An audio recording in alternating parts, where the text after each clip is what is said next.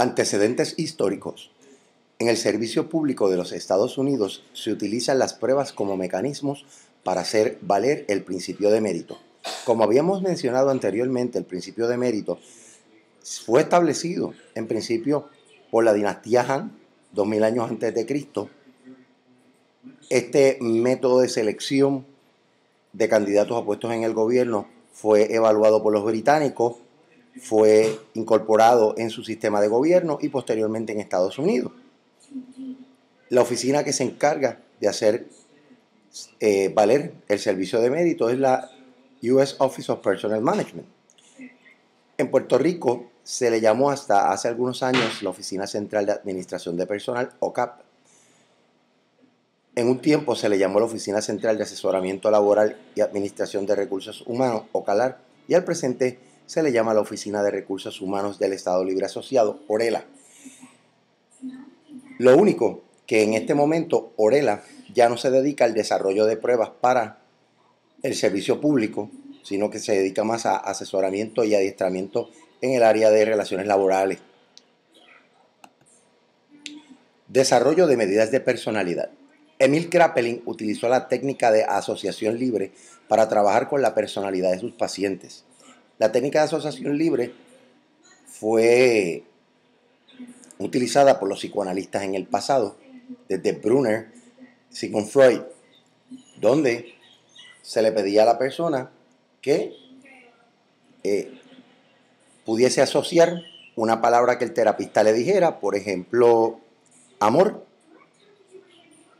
y de ahí en adelante el paciente o cliente iba a hablar sobre el amor. Y la asociación libre lo que busca detrás de todo es la proyección del individuo, cómo el individuo se proyecta sus frustraciones, sus problemas, de forma tal que pueda salir a la luz, pueden aflorar y se pueda desarrollar un procedimiento terapéutico.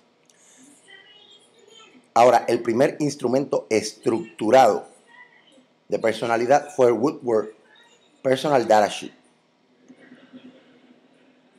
Luego se desarrollaron otros instrumentos estructurados, tales como el inventario de los 16 factores de personalidad de Raymond Cattell, el inventario multifásico de la personalidad de Minnesota, o MMPI por sus siglas, y un derivado de este, el inventario psicológico de California, por sus siglas el CPI. Otro que ha tomado mucho auge es el indicador de los tipos de Myers-Briggs, que fue desarrollado utilizando el marco conceptual de la teoría neopsicoanalítica de Carl Gustav Jung, o Carl Jung como se le conoce entre la comunidad psicológica. Otro instrumento que se ha diseñado tomando en consideración un aspecto teórico es el Neo Personality Inventory, que trata sobre la teoría de los 5 factores de personalidad.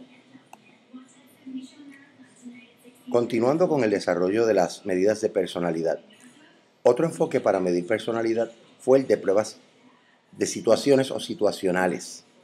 Las pruebas situacionales permitían que la persona pudiese demostrar aspectos de su temperamento, su carácter, o sea, rasgos de personalidad. Otro de los enfoques clínicos de mayor uso en la evaluación de la personalidad es la prueba proyectiva, que es un derivado de la asociación libre, pero ya la prueba proyectiva es un instrumento que tiene una determinada estructura, y dentro del concepto de las pruebas proyectivas, las más utilizadas son la prueba de percepción temática, la TAT de Henry Murray, y la prueba de manchas de tinta de H. Rorschach.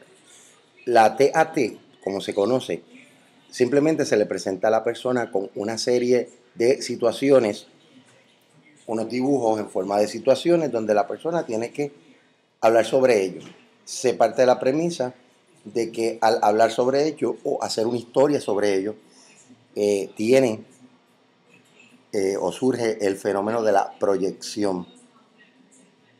Por otro lado, tenemos la prueba de manchas de tinta de H. Rorschach, donde ahí se le presenta a la persona unos estímulos totalmente poco estructurados, unas manchas, y la persona pues habla sobre esas manchas, hace una historia sobre esas manchas, buscando también el fenómeno de la proyección. Las pruebas proyectivas han sido criticadas Esto se debe a problemas de validez y confiabilidad, ya que hay veces que dos evaluadores haciendo un análisis de una misma persona tienen dos perfiles de personalidad distintos. Y esto ha sido una crítica que se le ha hecho mucho al instrumento. Ahora, la psicometría en Puerto Rico. Los primeros trabajos que se hicieron fueron en las traducciones y adaptaciones de diferentes instrumentos. Para 1950, el doctor Pablo Roca estuvo a cargo de un proyecto donde se diseñaron distintos tipos de pruebas, como las pruebas cooperativas interamericanas, pruebas de habilidad general, la prueba colectiva puertorriqueña, un inventario de personalidad y otro de intereses vocacionales. Para la década de 1970, el doctor Gabriel Cirino Gerena, como parte de su disertación para obtener el grado de doctor en Psicología Industrial Organizacional, desarrolló el inventario Cirino de intereses vocacionales. En principio se le llamaba Inventario Puertorriqueño de Intereses Vocacionales y posteriormente se cambió su nombre a como se le conoce ahora, que es el Sistema Cirino de Intereses Vocacionales.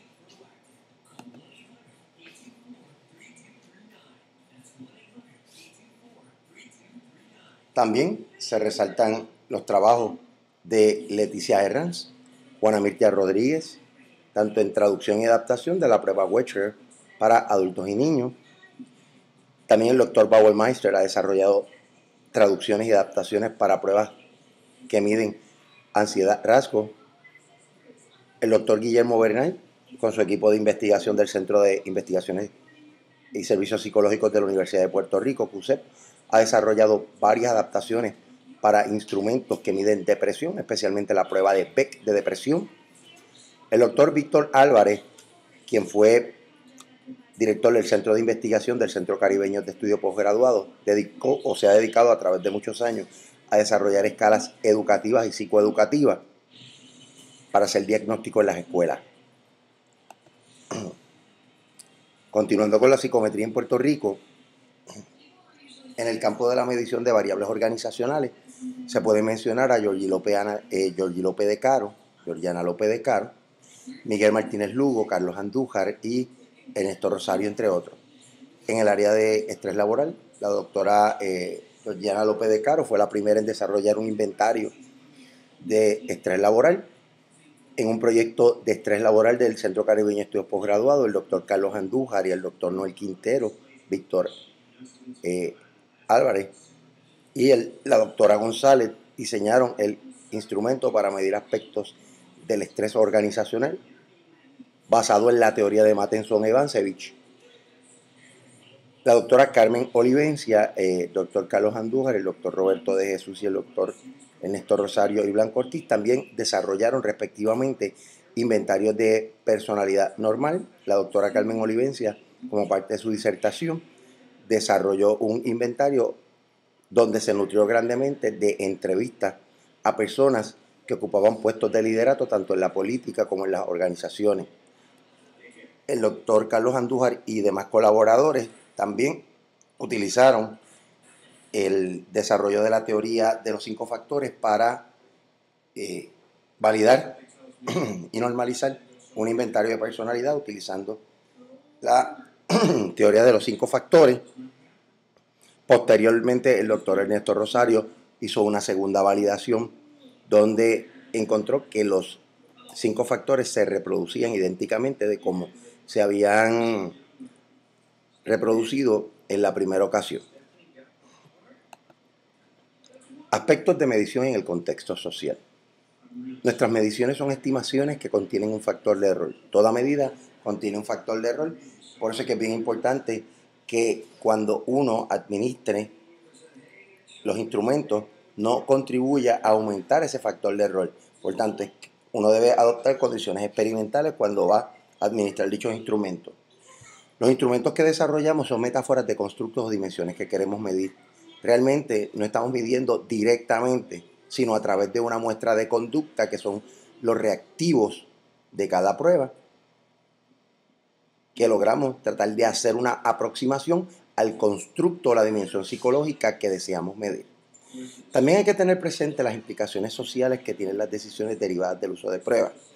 Por ejemplo, en el campo de la psicología industrial organizacional, llevamos a cabo evaluaciones para determinar si un empleado es seleccionado en un puesto, si es despedido, si es ascendido. Y si no tomamos estas decisiones en serio y el proceso no lo hacemos de forma adecuada, podemos estar discriminando aversivamente contra personas inocentes. También es fundamental velar por los asuntos éticos, morales y de conducta profesional que rigen dentro del código de ética y de la conducta profesional de un psicólogo. Es bien importante, si nosotros no velamos por la calidad de lo que hacemos y que lo que hacemos sea ético, sea moral, sea legal, pues ciertamente vamos a enfrentar problemas a largo plazo y también vamos a afectar a nuestra profesión, la imagen profesional de nuestra profesión.